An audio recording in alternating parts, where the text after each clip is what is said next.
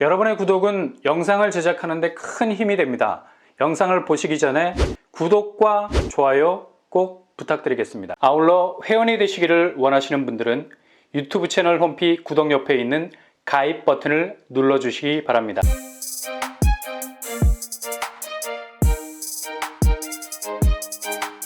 안녕하세요. 번번한 목독파입니다. 어젯밤 8시 정말 난리가 났죠. 아마도 이 사건 하나로 향후 부동산 지형도는 다시 아주 특이한 궤적을 가지고 당분간 새로운 판도를 만들어 갈 것 같습니다. 3월 위기설이라는 말이 나올 만큼 부동산 대내외 여건이 상당히 긴장감의 수위를 높여가고 있는 요즘인데요. 거의 도미노식으로 줄이 일렬로 세워져 있는 형국이라 제일 앞줄에 서 있는 요소가 무너지기 시작하면 그냥 그 뒤로부터는 오토매틱이죠. 손가락 하나로 피아노 건반을 드르륵 훑어서 소리를 내는 것처럼 일제히 경고음을 울릴 기세입니다. 이 와중에 분양시장은 열심히 마이웨이를 가고 있는 상황. 지금 분양시장이 작년과는 완전히 다른 양상으로 가고 있어요. 겉으로만 봐도 청약하는 분들이 상당히 쫓기는 듯한 느낌을 많이 받죠. 무슨 말이냐? 지금 분양가는 신축 분양단지가 오픈을 하는 그 시점이 분양가 수위를 한 단계 더 높이는 일종의 터닝포인트가 되어가고 있습니다. 지난달에 기본형 건축비 인상분을 2.53% 다시 반영을 해줬기 때문에 건설사로서는 절대 분양가 면에서 양보할 수 없는 일종의 가격 가두리 양식이 시작이 된 겁니다. 그냥 분양이라는 깃발을 꽂으면서 앉아서 자연스럽게 더 높은 가격 단가를 던지면 수익률은 자연스럽게 쑥쑥 커질 수밖에 없죠. 그러나 SH에서 최근 분양 원가 공개한 걸 보면 마진율이 큰 편이죠. 아무리 원자재 가격이 오른다 해도 그동안 워낙에 수익률 면에서 마진율을 높였던 곳이 바로 건설 쪽 아닙니까? 이건 천차만별 다양한 자재 차별성에서 단가를 어떻게 책정하느냐에 따라서 분양 마진율이 달라질 수 있거든요. 얼마든지 조율이 가능하다는 얘기죠. 다만 예전처럼 그 자재 가격이 그 가격대로 나오지 않는다는 점, 그만큼 올랐다는 얘기죠. 그러니까 폭풍 마진율을 예전처럼 만들어 가기가 어렵다는 얘기지, 건설사가 완전히 수익률에 쪽박을 찰 수 있다는 위기는 분명 아니라고 볼 수 있는데요. 그래도 기업의 존재 이유는 이익을 내는 거죠. 무한 경쟁에서 무조건 더 높은 이익을 창출하는 게 최종 목적일 수밖에 없는 건데, 그래서 마이웨이를 가고 있는 겁니다. 이걸 수요층에서 필터링을 해줘야 하는데 다행히 2022년 급격한 부동산 하락세가 몰려오면서 청약시장은 아주 분명한 호불호가 갈리게 됐죠. 터무니없는 분양가로 나오는 곳은 일단 거르고 가는 분위기가 세팅이 되어가기 시작했는데요. 근데 올해 2023년 들어서면서 이런 분위기가 아주 묘하게 바뀌고 있습니다. 청약을 하는 분들 마음이 급해질 수밖에 없는 건 좀 전에 말씀드린 것처럼 분양가, 이것 때문에 호불호가 분명히 갈린 것은 맞는데 여기서 다시 이상한 격가지가 나오기 시작했어요. 바로 고분양가. 하루가 다르게 가격이 오른다는 점이죠. 이러다가 몇 억 더 주고 집을 사야 한다는 일종의 가격에 대한 부담감이 어느 정도 입지도 받쳐주고 가격도 터무니없는 곳이 아니면 쏠림 현상이 가속화되고 있다는 얘기입니다. 그리고 부동산 규제가 완화가 됐기 때문에 굳이 집을 끝까지 가져가지 않아도 된다는 부담감을 덜 수 있게 됐죠. 계약금만 해결하면 이제 전매 제한도 1년 안에 승부를 볼 수 있고 분양권 거래가 가능해지기 때문에 향후 3년간의 준공기간 동안 전체 중도금도 가능해져서 자금에 대한 부담감을 덜어내면서 향후 시세에 따라서 당첨된 분양권 가격에 상당한 경쟁력이 붙을 수도 있는 거고요. 그러니 무조건 입지가 좋은 곳은 청약을 할 수밖에 없는 겁니다. 이런 분위기를 그대로 연출하고 있는 곳, 바로 영등포자의 디그니티죠. 어제 특별공급 접수 결과가 나왔는데요. 난리가 났었습니다. 아니, 이런 시국에 이 정도 경쟁률이 나올 수 있을까? 정말 깜짝 놀랄 만한 수치를 찍었었는데요. 특별공급 87세대 모집에 무려 4,995명이 신청을 했습니다. 거의 5,000명 이상의 통장을 던졌다는 얘기인데요. 5구제곱 분양가가 9억에 가까운 8억 6천 수준인데 이 정도 숫자가 몰렸다는 건 아주 기현상이죠.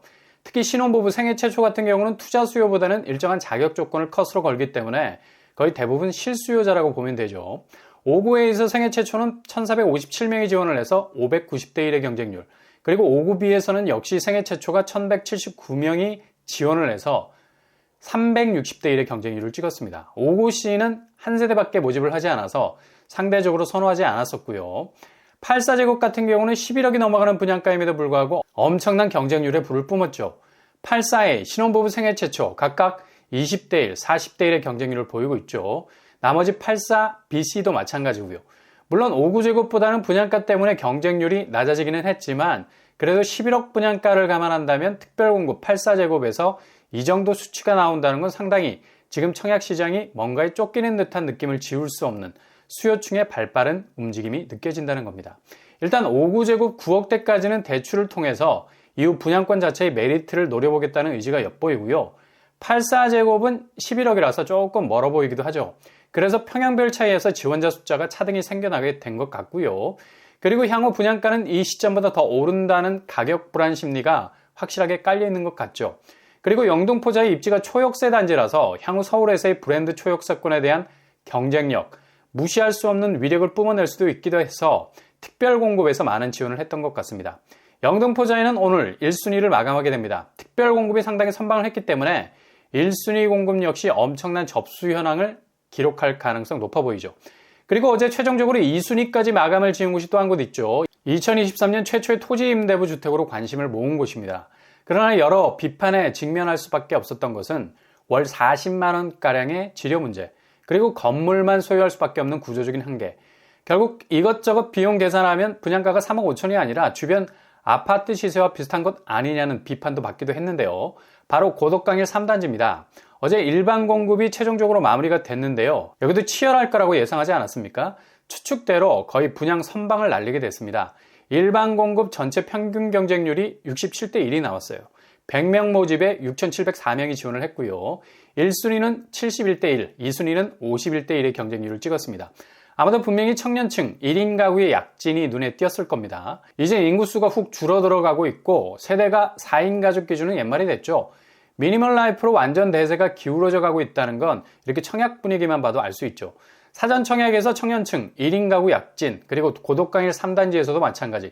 굳이 집을 자산 개념으로 절대적으로 가져갈 이유가 없다면 이런 식의 분양을 마다할 이유가 없는 거죠. 게다가 입지가 강동구에 위치해 있어서 분명 건물만 가져와도 이후 건물에 대해서 매도를 칠 수 있는 권리가 있어서 이거 앞으로 어떻게 될지 모른다는 거죠. LH 서초 5단지 토지 임대부였는데 2억 5천에 분양했었죠. 15억까지 갔다가 조정을 받아서 11억 선에 형성이 되어 있습니다. LH 강남 브리즈힐도 2억대였는데 시세가 12억 정도에 형성이 되어 있네요. 이거 어떻게 될지 모른다는 거죠. 고덕강일은 주변 시세가 7억 선인데 이게 10억 선을 훌쩍 넘어가 버리게 되면 건물 가치로도 충분히 경쟁력을 확보할 수 있게 되는 거고요. 그래서 고덕강일 3단지 경쟁률이 예상보다 훨씬 높게 나올 수밖에 없었던 겁니다. 일단 여기는 자재도 하향 조정하지 않고 되도록 상향 레벨 쪽으로 적용을 한다고 하니 아파트 품질 자체가 토지 임대부라 해서 일반 민간 분양에 비해서 크게 달라지는 건 없을 거라 봅니다. 당첨자는 이번 달 3월 23일에 발표가 되겠습니다.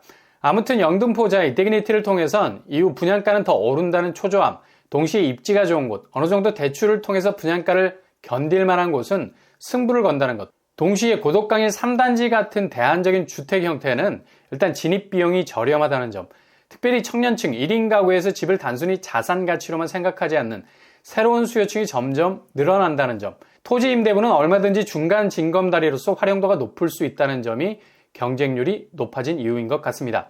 1200세대에 달하는 이 두 아파트, 앞으로가 어떻게 될지 굉장히 궁금해질 수밖에 없는데요. 그러니 신중하게 스스로의 방향을 잘 잡아서 차근차근 하나하나 각계격파해 나가실 수 있길 바랍니다.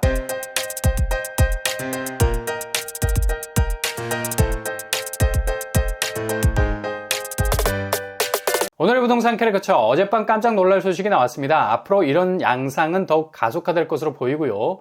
부동산 시황이 불안할 때일수록 이런 쏠림 현상은 더욱 입지별, 가격별, 격차에 따라서 특별한 타겟팅을 하는 수요층의 움직임에 따라서 분양 현장은 완전히 다른 모습을 보여줄 것 같습니다. 오늘 하루도 여러분의 길이 꽃길만 되실 수 있길 바랍니다. 이상으로 뻔뻔한 복덕방을 마치겠습니다. 구독과 좋아요 부탁드립니다. 감사합니다.